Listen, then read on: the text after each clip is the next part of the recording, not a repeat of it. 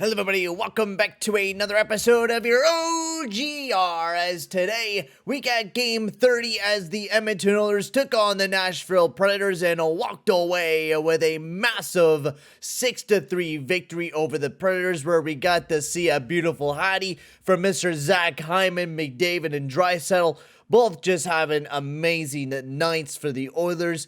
Everybody else, though, wasn't able to do too much, but our top line was incredible and carried us to a big victory as Campbell finally gets over a 900 save percentage. Finally, he actually has a positive record. But before we get into this, I'd like to just say, if you are new to the channel there, guys, make sure to hit that subscribe button and hit that like button as well. It'll be very much appreciated there, guys.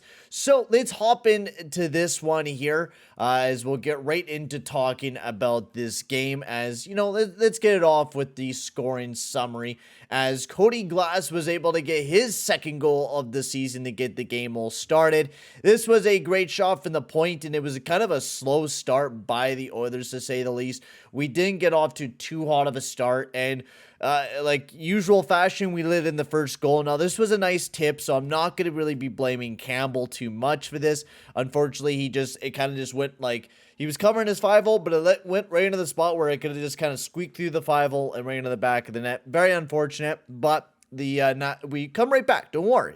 Zach Hyman was able to get the game tied up at 1 by a beautiful shot from Bouchard from the point, and he was able to tip home his 11th, and then right after that, Zach Hyman does it again, getting his 12th goal of the season by just really working his ass off. It was at the front of the net, and he was just able to work it home and get his 12th goal of the season. And then right after that, Draisaitl with 5 seconds remaining in the first. 5 seconds remaining. Draisaitl was able to bury his 20th goal of the season, hitting 20 goals for the 7th time in his career. Isn't that just incredible? But it was a beautiful 1T goal, beautiful pass by Nuge, and was able to set up Leon Draisaitl for an absolute gorgeous goal. And I mean, just absolutely just chef kiss that goal. It was beautiful. But, you know, jump into the second period. The Oilers had an incredible first period, but then we're kind of stagnant. We got off to a decent start to start off the second period, but we were kind of stagnant. And the third period, I thought we did a lot better, but it was just, we kind of went into this defensive style, which never works for this team when we try to play shutdown hockey. I don't know why we decided to try to play shutdown hockey.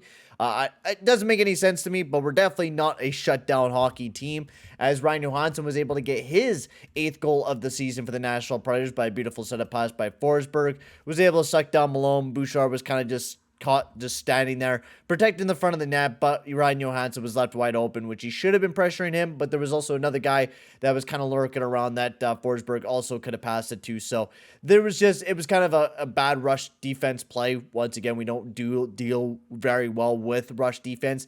Usually if it's a rush defensive play and they're rushing us, usually we don't play very well on those plays. But Leon Draisaitl is able to extend the lead by 2 once again by just beautiful snapshot goal by Draisaitl, able to bury his 21st goal of the season. And then Fabro able to get his first goal of the season right after that by just a horrible save by Campbell. I don't know what he was thinking. He was like, he had his glove down here when the shot was all the way up here. I don't know what fucking Campbell was thinking on this one, but he lets an easy one just fly right by him. And it was a big goal by the Preds to get the game near 1. It was very much a close game after that. I don't know what Barry was doing, or was that was Kulak and Bouchard out there. Bouchard, another goals against. Bouchard's been having a tough go defensively, which is reason why his ice time is going down. But I don't really agree with his ice time going down, though, because of the fact that I still think Bouchard has been playing quite well. It's just, why are we lessening his ice time when there's other people that haven't been playing very good defensively? To note, like Nurse, like fucking Barry. There's other guys that haven't been playing very well defensively, but are getting more minutes. It's the exact same thing as what we were seeing last year from from Tippett last year. For some reason, we are harder on the younger guys than we are on the vets on the team for no apparent reason at all. Makes no sense to me. But McDavid able to score his 26th goal of the season on the power play. This was just an absolute filthy goal. Just walks right on in, pulls it back, and just fucking throws it right on the back of the net for the Edmonton Oilers to give us a 5-3 lead, extending the lead by 2 again. And then nothing happened in the third period. It was a really quiet third period until Zach Hyman buries his first career hat trick, getting his 13th goal of the season. to give the Oilers a 6-3 lead, and this was just a great pass up by Draisaitl, and he's able to tip it right on home. But a pretty good game here by the Edmonton Oilers, where we definitely battled a lot, and I thought we played a pretty solid game against the Nashville Predators as well, and I thought we gave it a good go, and that was something that was not bad. The first line really carried us, though. I will certainly say that the first line definitely did play very, very well and were a big reason why we won this game. Hyman, McDavid, Draisaitl. This line has been just incredible. I do give it, yes, Hyman, Draisaitl, and McDavid. The McDavid-Draisaitl pairing works to an absolute teat. It absolutely does. It works tremendous. It generates a lot of offense like we've been able to see over the past few games. But my lord, does every other line suck, man. Holy crow. The Janmark, Nuge, Yamamoto line, I don't know what the hell they're doing with that lineup. I really don't understand what they're doing with this lineup.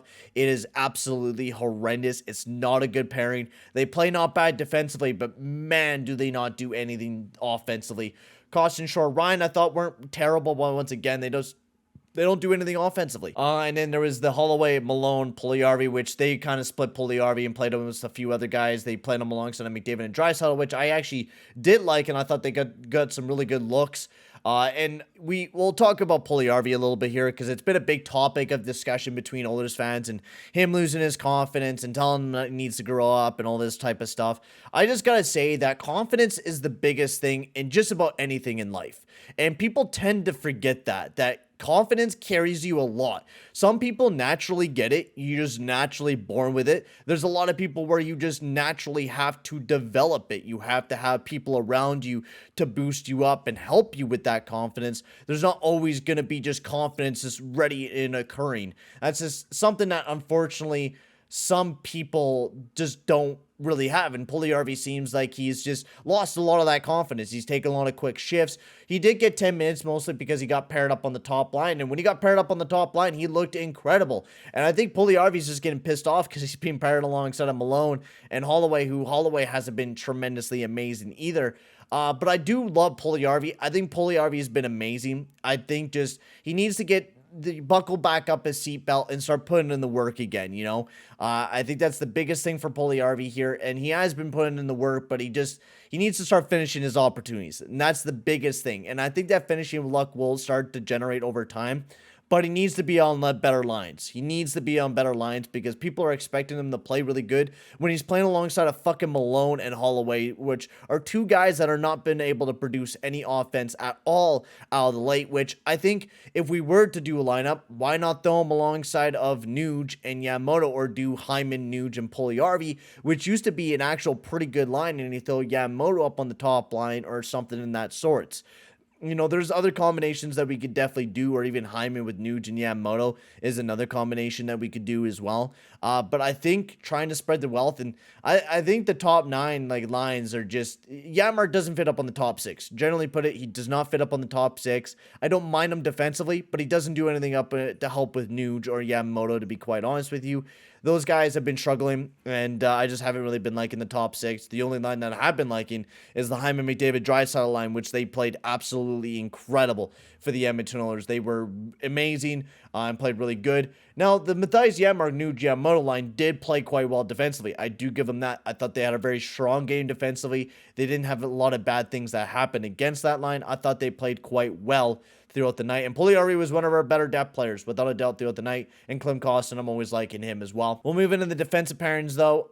We had Nurse and Ceci, who honestly played one of their best defensive outings that we have seen in quite a while. I do give them that. Nurse and Ceci, I know I made fun of Nurse a little while ago for not playing great defensively, just because Broberg and Bouchard being benched, and it makes no apparent reason when there's other great defensemen out there that, or, defensemen that have been also weak and not been playing very well. When, Bouchard, I just don't get it. Why are we benching players? Why are we benching Bouchard when we should be benching other players that are also making continuous mistakes? But Nurse and Ceci had an incredible night defensively. I thought they played really strong together. Like I've been saying, I don't think they should be playing every night, but they seem to play a lot better when they got rest, and they've been able to get some rest over the last few nights. And in this game, they looked quite well, and I thought they played really strong defensively. Kulak and Barrie played not terrible. They didn't do very well offensively, but they were probably one of our worst defensive pairings out there. And Broberg and Bouchard, I just continue to love that pairing. They do really well together. I think they've been playing really strong defensively, and they've made some defensive mistakes, yes.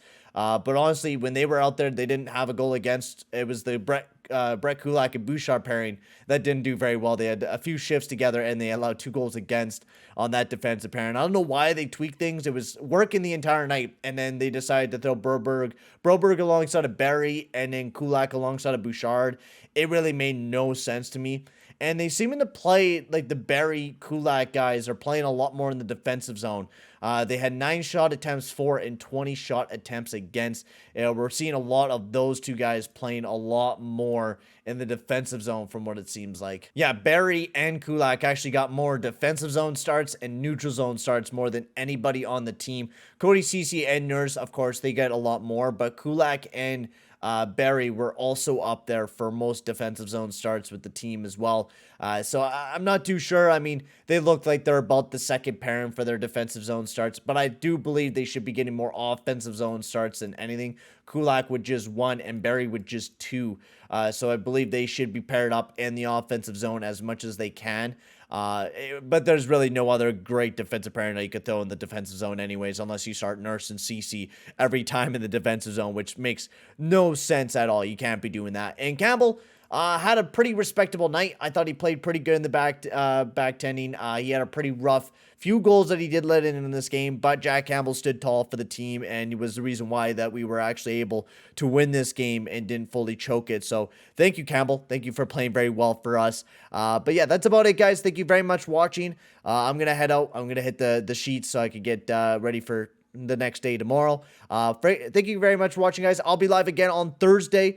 Make sure to tune into that live stream, as I'll be live for the Edmonton Oilers versus the St. Louis Blues. So make sure to tune into that. And for now, guys, I'm going to end the video here. Thank you very much for watching, guys, and I'll see you guys all in the next one.